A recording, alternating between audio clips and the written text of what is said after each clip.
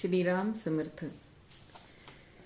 जीवनामध्ये आपल्या हातून अनेक गोष्टी हरवत असतात किंवा निसटून जात असतात आणि त्या सुद्धा कधीही परत न मिळण्यासाठी, पण हे आपल्या लक्षातच येत नाही.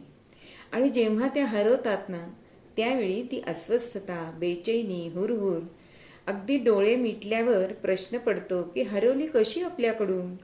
कधी कधी उत्तरं मिळतात, तर कधी कधी आपण ते विसरूनही जातो. अगदी महत्वाची गोष्ट पहिली आपल्या हातातून जी निसटून जाते किंवा हरवून जाते ते आपलं बालपण.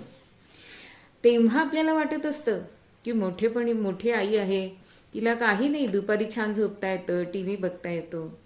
पण बालपण हरवल्यानंतर आपल्याला कळतं, अरे ते आपल्या हातून निसटून गेलं. तसंच आहे तारुण्य. तारुण्यात आपण आधी हरवून जातो, कारण हे तारुण्य म्हणजे देवाने दिलेलं आपल्याला वरदान आहे. आणि मग आपल्या हातून तारुण्य जातं.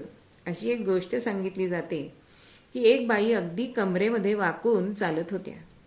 एक तरुण तिथे आला आणि विनोदी प्रश्न त्यांनी विचारला, आजीबाई काय शोधताय, मी देऊ का शोधून. आता त्या आजी हसून म्हणाल्या, अरे माझं तारुण्य शोधतेय, देतोस का सापडून. म्हणजे तारुण्य हे एकदा गेलं की ते पुन्हा येत नाही. आणि म्हणूनच असा उमेदीचा काळ आपण हातातून जो गमावला, त्याच्यामध्ये आपण काही ना काहीतरी चांगल्या गोष्टी करायला पाहिजे. म्हणूनच तसं आज आपल्याला तर दिसतं की घराचं घर पण हरवलंय. कशाने हरवलंय हो? या मोबाईलने हरवलंय. अहो, तो इतका जवळ आपण केलाय की घरातले सगळे त्याच्यामुळे दुरावलेत. आज घरामध्ये संवाद नाहीये, एकत्र आपण जेवायला बसत नाही, सकाळी जे काय आपल्या दिवसभरात घडलं ते आपण एकमेकांना सांगत नाही. म्हणून घराचं घर पण हरवलंय.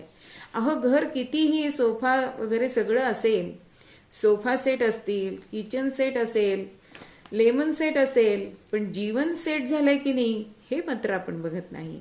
म्हणजेच ते घर पण आपल्याला हरवलंय असं आपल्याला दिसतो. अजून एक हातातून निसटून जाणारी गोष्ट किंवा हरवणारी गोष्ट म्हणजे विश्वास. एकदा का विश्वास हरवला की तो कधीही परत येत नाही.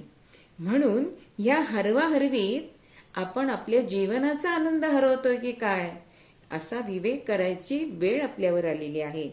म्हणून हा जर आनंद मिळवायचा असेल तर मी आणि माझं हे दोन्ही जर आपण सोडलं, हे आपण हरवलं, तर आपल्याला हा जीवन